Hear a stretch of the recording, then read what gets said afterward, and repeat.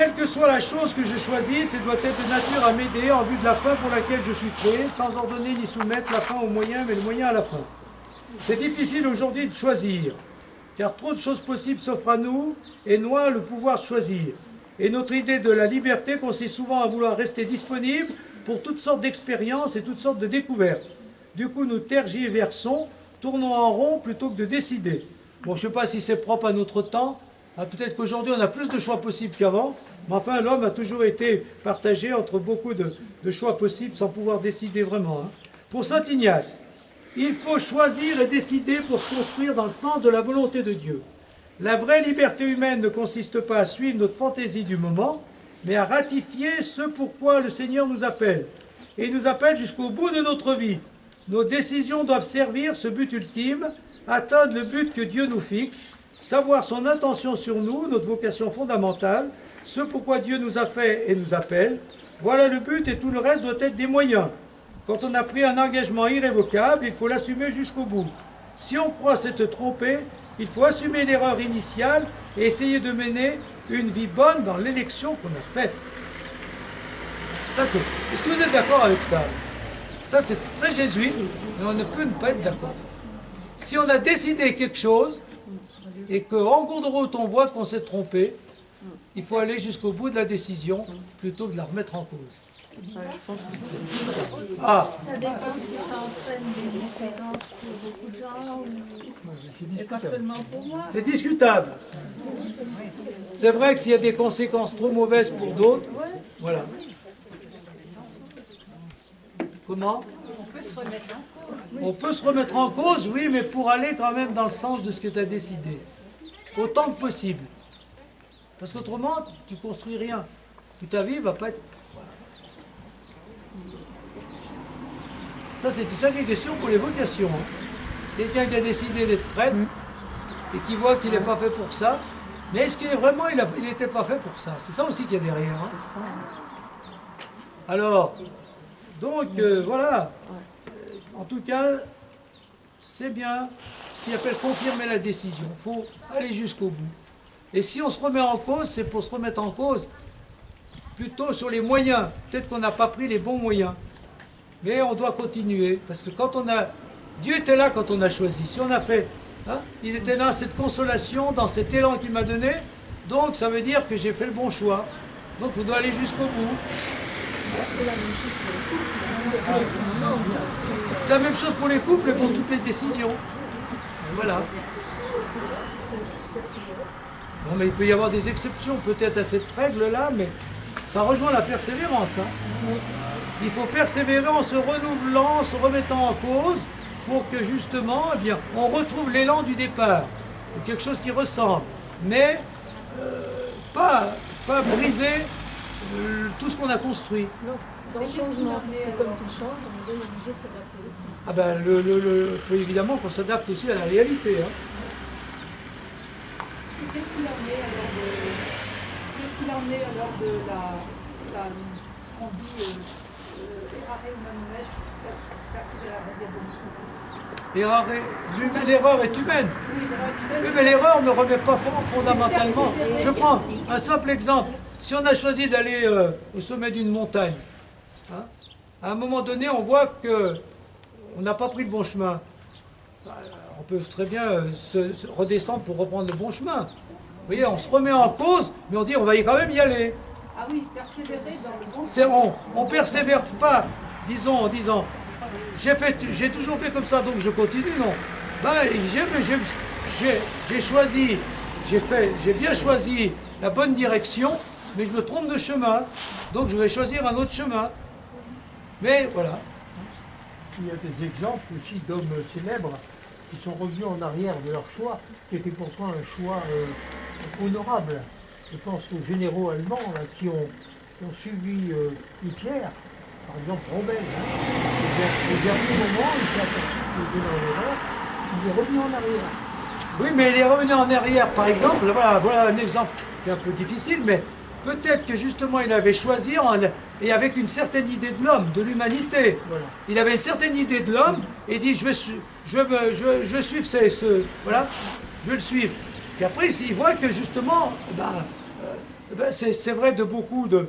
On prend le marxisme par exemple, il y en a qui ont suivi le marxisme parce qu'ils pensaient que ça donnait plus d'égalité, plus de fraternité, plus de tout ça, puis après quand ils voient ce que ça produit, ben, ils peuvent très bien, ben, cette fois je n'adhère plus, mais n'empêche qu'ils gardent leurs idées de liberté, de fraternité, de justice sociale, et ils les servent autrement.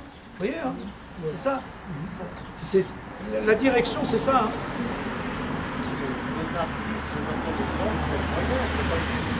Le marxisme était un moyen, donc ils ont choisi ce moyen parce qu'ils pensaient que c'était. Voilà.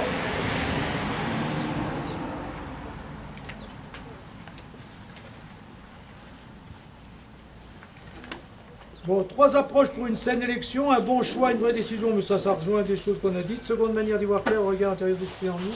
Voilà, bon. Bon, il redit les choses que tout à l'heure, encore les avoir, je vous donnerai.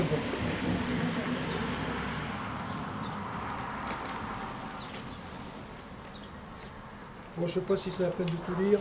Bon, ça rejoint tout ça ou ça va. Bon, ça va, hein. Ça va pour la décision. Donc, relecture de vie, prière, décision. Voilà. Tirer profit. On va passer à tirer profit. Parce qu'il faut qu'on arrive à la fin. Voilà. Saint Ignace nous invite à tirer profit de tout, à trouver en tout des fruits à goûter, à savourer pour nous nourrir, nous édifier, nous construire. Il faut tirer profit d'une méditation, d'une contemplation, d'un événement, d'une rencontre, d'une expérience, d'une conversation, d'un échec, d'une épreuve, d'un combat, d'une difficulté. Tirer profit, c'est sentir et goûter les choses intérieurement. Et à partir de là, y trouver un élan pour un progrès spirituel. Tout peut être occasion de progression. Plus on le fait ensemble, mieux c'est. Les âmes qu'enflamme le désir du plus grand service de Dieu, de sa louange et de sa gloire, en s'affinant mutuellement, ne cessent de se stimuler et de s'aider dans une consolation spirituelle et pour leur progrès spirituel.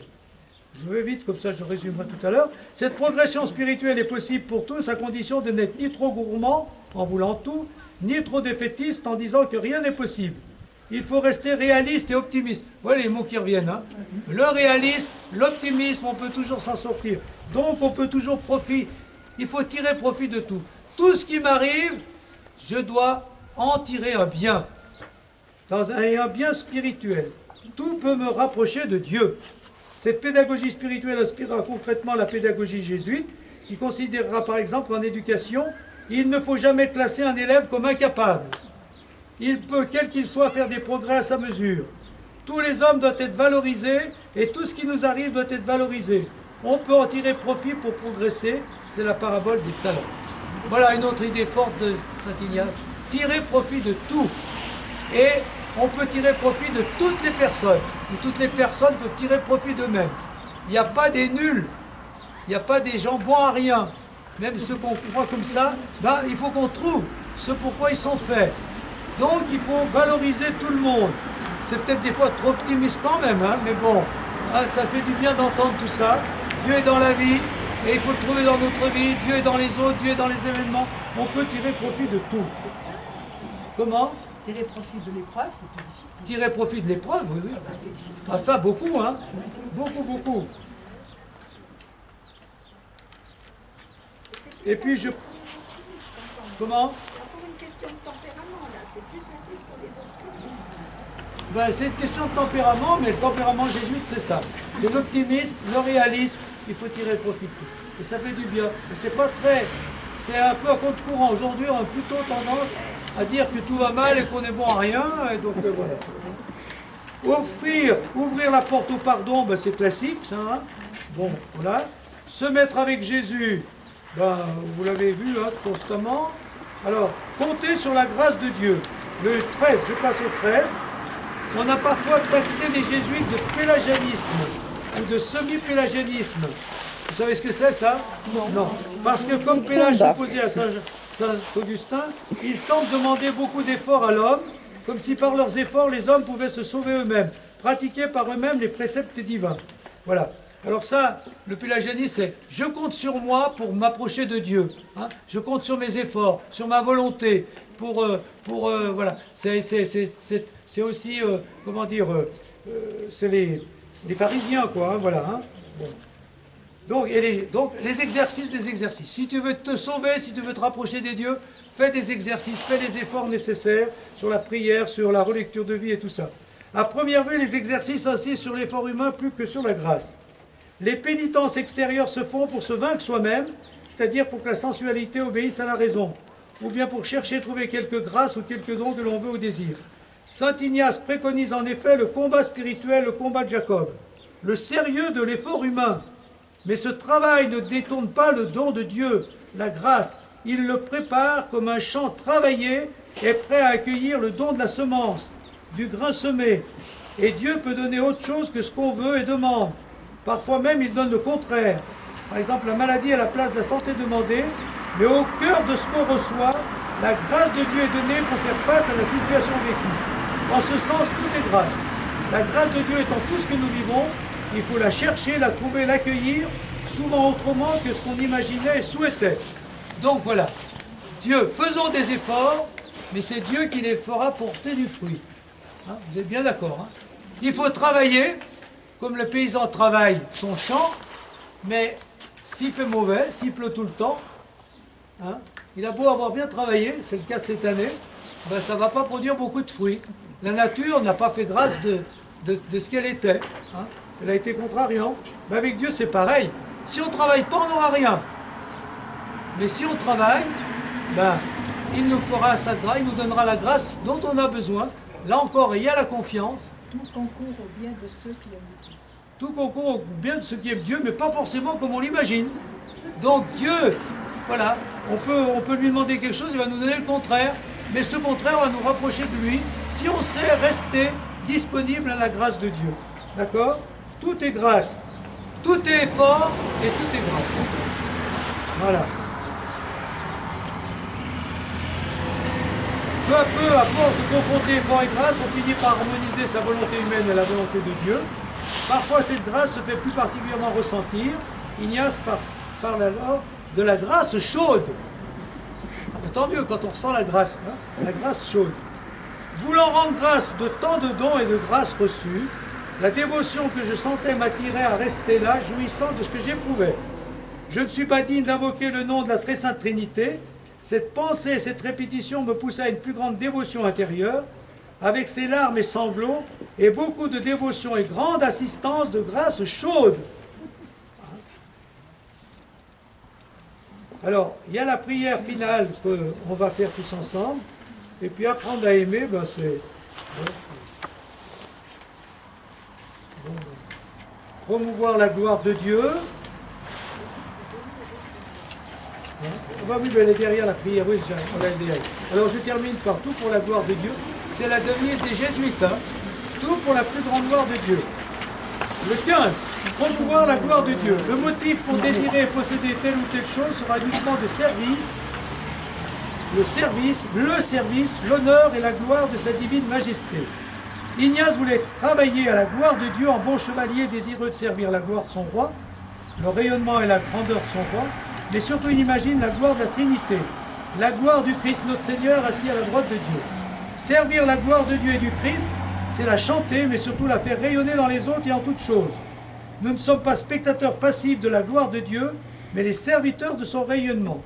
Dans la mission, chacun doit travailler à promouvoir la renommée, la réputation, l'influence, le rayonnement de Dieu. Travaillons donc tous, non pour la plus grande gloire de Dieu, comme on traduit parfois, mais pour une plus grande gloire de Dieu. C'est des nuances. Ça. Le service doit toujours se faire en Église, même si l'Église nous fait souffrir. Ignace se démarque donc des réformateurs en vogue, Érasme, Luther, Calvin. Et la gloire de Dieu finalement pour Ignace, c'est l'homme vivant, mais pas l'homme vivant coupé de Dieu, l'homme vivant centré sur Dieu, selon la formule de saint Irénée. La gloire de Dieu, c'est l'homme vivant, mais la vie de l'homme, c'est la vision de Dieu. Alors, donc, on résume tout. C'est-à-dire que Dieu est dans notre vie, d'accord, hein, et dans la vie des autres, donc on doit le chercher dans notre vie, hein, notamment par la relecture de vie et par la prière. Et quand on goûte Dieu, bon ben, voilà, on le remercie, on chante sa gloire. Mais en même temps, on doit chercher ce Dieu partout. Donc il est dans les autres, il est dans tout ce qu'on fait. Donc tout pour la gloire de Dieu. Mais en même temps, la gloire de Dieu, eh bien quand on chante la gloire de Dieu, eh bien, on n'est plus vivant. Ça nous conforte, nous, hein, puisque Dieu est dans notre vie. Plus on chante la gloire de Dieu, plus on devient des hommes vivants, comme disait saint Irénée. La gloire de Dieu, c'est l'homme vivant. Donc, il ne faut pas opposer l'effort humain et notre construction humaine et la gloire de Dieu. Plus on sert Dieu, plus on se construit, plus on devient des hommes vivants. Et donc, l'homme et Dieu ne font qu'un. Et en nous d'abord, et dans les autres ensuite, c'est un peu le message de saint Ignace. Ça va comme ça? Alors, petite conclusion avant de faire la pause. Qui c'est qui veut réagir à tout ça? Est-ce que c'est assez simple? Est-ce que c'est trop compliqué? Il y a des choses peut-être un peu compliquées, mais ça, c'est relativement... Hein? Trouver Dieu dans notre vie, faire la relecture de vie, et chanter la gloire de Dieu, et être simple et se laisser construire par Dieu, voilà. Et prendre des décisions, voilà. Il y a quand même beaucoup de choses. Ça va comme ça? Ouais, très bien.